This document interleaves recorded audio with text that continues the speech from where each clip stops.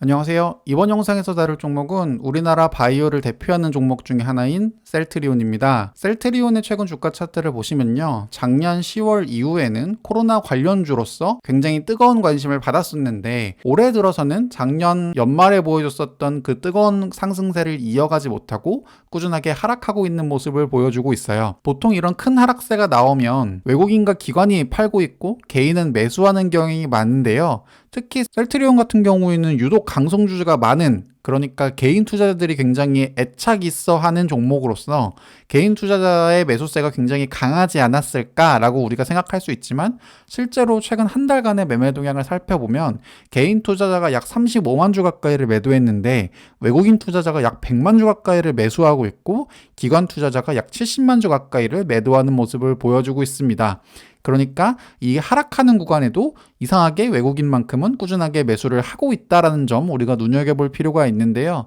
제가 이번 영상에서 다루고 싶은 내용은 첫 번째, 현재 셀트리온을 대표하는 램시마라든지 트룩시마, 허주마 이 세 가지의 의약품이 현재 미국과 유럽에서 어떤 점유율 현황을 보여주고 있는지를 설명드릴 거고요. 현재 점유율 현황을 말씀드리면 왜 최근에 셀트리온이 꾸준하게 하락을 하고 있는지, 그리고 또 왜 기관 투자자가 최근에 강하게 셀트리온을 매도하고 있는지 그 이유도 말씀드릴 수 있을 거라고 생각합니다. 자, 그럼 반대로 외국인은 왜 매수를 하고 있을까요? 우리가 셀트리온을 바라볼 때 어떤 반전 포인트를 기대할 수 있는지, 그리고 왜 향후에 셀트리온 주가가 좋을 것이라고 전망할 수 있는지 그 부분을 같이 한번 알아볼 거고요. 그리고 마지막으로는 현재 애널리스트들이 생각하고 있는 적정 주가, 그리고 실적 전망까지도 같이 한번 살펴보려고 하니까요. 궁금하신 분들은 이번 영상 끝까지 시청해 주시면 대단히 감사하겠습니다. 자, 그럼 지금부터 셀트리온 시작하겠습니다.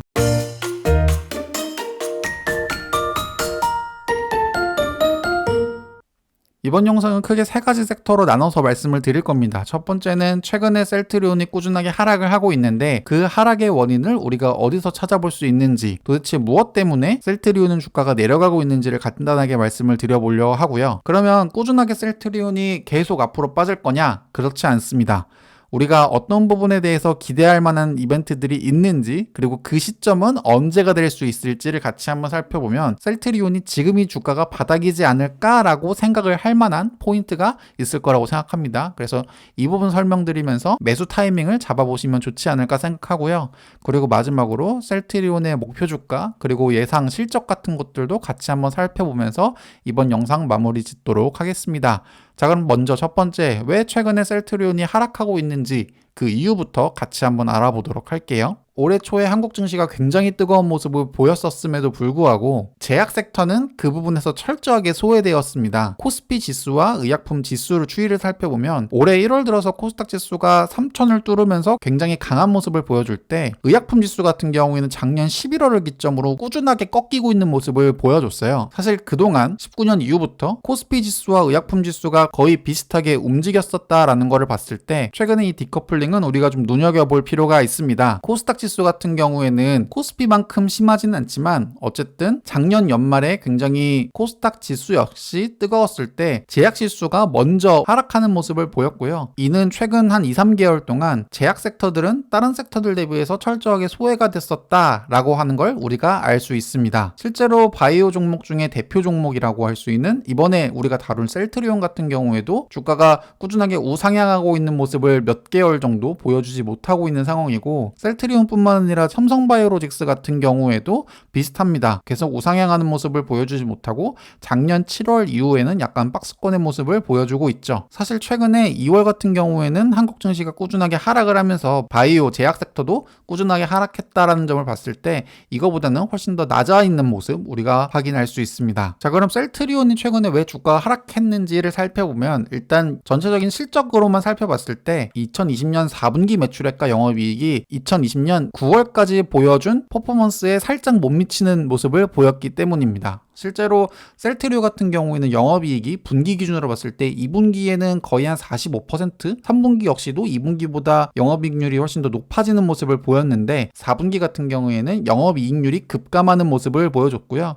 실제로 매출액 같은 경우에도 3분기 대비해서 역성장하는 모습을 보이다 보니까 셀트리온의 성장세가 멈춘 거 아니냐라고 하는 우려를 받기에 충분한 상황이었다라고 볼 수 있고요. 이런 어닝 쇼크 같은 것들도 셀트리온의 주가 우상향을 제약하는 첫 번째 이유가 되지 않았을까 생각합니다. 자, 우리가 셀트리온에 대해서 조금 더 알아보려면 셀트리온이 전체 매출 중에 어떤 제품이 매출을 얼만큼을 차지하고 있는지에 대해서 이해할 필요가 있을 거다라고 생각하는데요. 셀트리온 같은 경우에는 램시마, 그리고 트록시마, 허주마 이 세 개의 의약품이 전체 매출액의 약 50% 이상을 차지할 만큼 이 램시마, 트록시마, 허주마 이 세 개의 의약품의 점유율, 매출액 추이가 굉장히 중요한 역할을 차지하고 있다라는 거 우리가 알 수 있는데요. 그럼 지금부터 최근에 램시마와 트록시마, 허주마 이 세 가지 의약품의 점유율이 어떻게 변동되고 있는지 같이 한번 살펴보도록 하겠습니다. 자, 첫 번째는 램시마 점유율 현황인데요. 램시마는 유럽 인플릭시맙 시장 내에서 현재 마켓시어 1위를 차지하고 있습니다. 전체 52%의 점유율을 셀트리온의 램시마가 현재 차지하고 있는 상황인데요. 이것만 보면 굉장히 좋아 보이지만 유럽 시장에서 램시마 분기별 점유율 추이를 살펴보면 2020년 1분기에 60%를 최고로 하이로 찍은 후에 꾸준하게 우하향하고 있는 모습을 보여주고 있어요. 바이오시밀러라고 하는 분야가 굉장히 경쟁이 치열한 시장이고 특히 빠르게 역성장한다라는 점에서 꾸준하게 매년 새로운 신약이 나오지 않으면 매출이나 영업이익 유지가 굉장히 어렵다라는 것들을 봤을 때 램시마 점유율의 3분기 연속 하락세는 투자자의 우려를 증가시키기에 충분한 상황이다라고 볼 수 있고요. 이런 것들이 주가 하락의 원인이 되지 않았을까 생각할 수 있습니다. 유럽 시장을 이렇게 살펴봤다면 미국 시장은 어떤지 같이 한번 살펴보도록 할게요.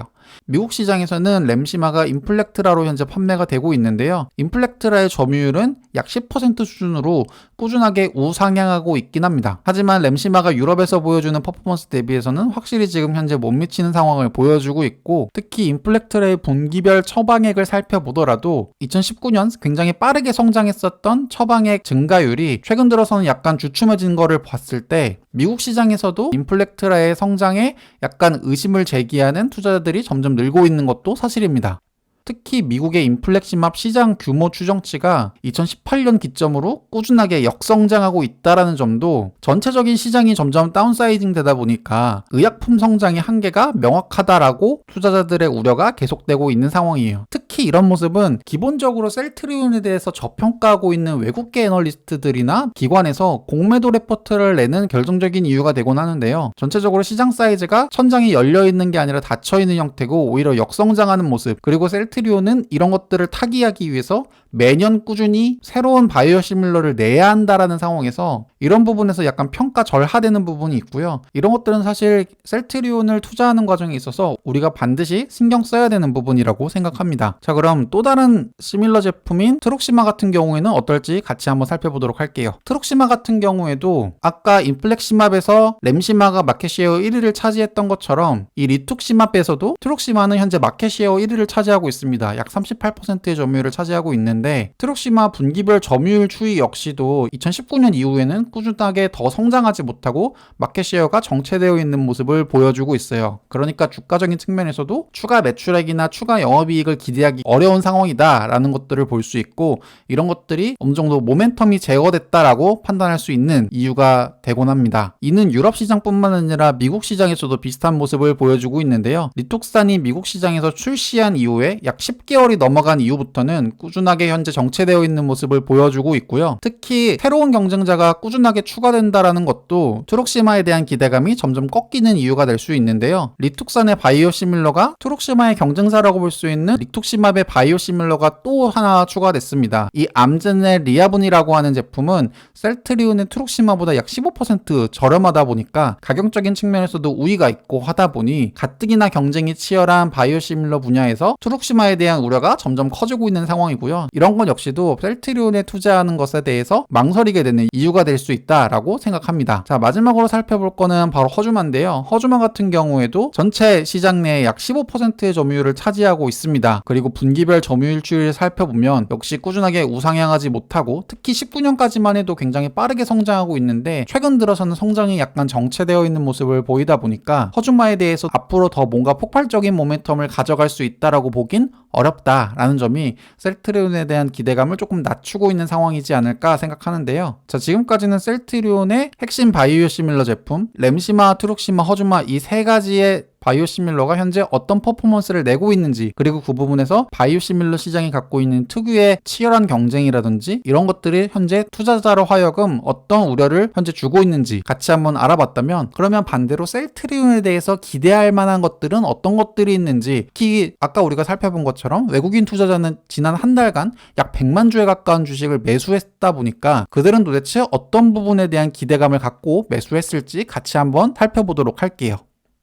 자, 셀트리온의 바이오시밀러 개발 현황을 살펴보면요. 아무래도 우리가 눈여겨봐야 될 거는 올해 2월 유럽에서 최종 판매 허가를 획득한 휴미라 바이오시밀러 제품인데요. 바로 셀트리온의 유플라이마가 현재 투자자들의 기대를 모으고 있는 상황이다라고 볼 수 있어요. 관련해서 조금 내용을 살펴보시면 셀트리온이 올해 2월 휴미라 시밀러인 유플라이마의 유럽 허가를 획득했고요. 휴미라는 2019년 약 24조 원이 팔린 최대 규모의 의약품입니다. 램시마, 트룩시마 시장보다 약 3배 가까이 클 정도로 확실히 매력적인 시장이다라고 볼 수 있고요. 또한 휴미라의 유럽 매출의 대부분은 고농도 버전에서 나오는데, 고농도 버전 시밀러로는 유플라이마가 독보적 퍼스트 무버라는 점, 이 부분은 우리가 현재 충분히 기대해볼 만한 이벤트다라고 볼 수 있고요. 특히 셀트리온 같은 경우에는 이미 4분기부터 유플라이마의 매출을 시작했고, 유플라이마의 출시가 과거 17년, 20년의 트룩시마와 램시마 SC 출시보다 약한 이벤트라고 보기 어렵다. 따라서 지금은 17년이나 20년 초에 못지않게 주가 상승에 긍정적인 상황으로 보인다 라고 애널리스트가 표현했는데요. 실제로 휴미라는 시장 자체가 기존의 셀트리온이 제품을 출시한 시장보다도 훨씬 큰 시장이기 때문에 이 부분은 충분히 향후 매출 증가에 대한 기대를 심어주기에 충분하다라고 볼 수 있고요. 기대할 만한 또 다른 포인트를 찾아본다면 바로 코로나19 치료제 레키노라주입니다. 현재 셀트리온이 국내에서 허가받은 코로나19 항체 치료제인 레키노라주도 큰 기대를 가져볼 만하다. 최근 유럽의 허가를 위해서 EMA에 롤링 리뷰를 신청했고, 허가된 코로나 항체 치료제를 보유한 기업은 셀트리온 이외에 릴리와 리제네론밖에 없으며 현재 글로벌 공급이 매우 부족한 상황입니다. 셀트리온에 따르면 레키노라주는 보수적으로 150만 명 이상의 글로벌 수요가 있을 것이라고 현재 보고 있고, 보수적으로 인당 100만 원의 판가를 가정 시 매출은 1.5조 원, 셀트리온 헬스케어를 거쳐도 약 7천억 이상의 매출을 기대할 수 있다는 점. 물론 캐파가 어느 정도 한정되어 있다 보니까 기존 제품의 생산이 감소할 수는 있겠으나 레키노라주 주문량에 따라서 실적 판도는 완전히 달라질 수 있다. 그래서 FDA 허가 여부를 우리가 체크를 해야 된다라는 것들을 봤을 때 이런 것들도 향후 셀트리온의 주가 상승을 기대할 수 있는 충분한 모멘텀이 될 수 있다라고 볼 수 있어요. 특히 우리가 셀트리온의 예전 과거 히스토리를 살펴보면 핵심 제품의 판매 승인이 떨어졌을 때 주가가 급등하는 모습을 보여줬었는데요. 실제로 2019년에 트룩시마의 유럽 허가가 나고 나서 약 6개월 후부터 주가가 본격적으로 올랐던 모습을 보여주고 있고요.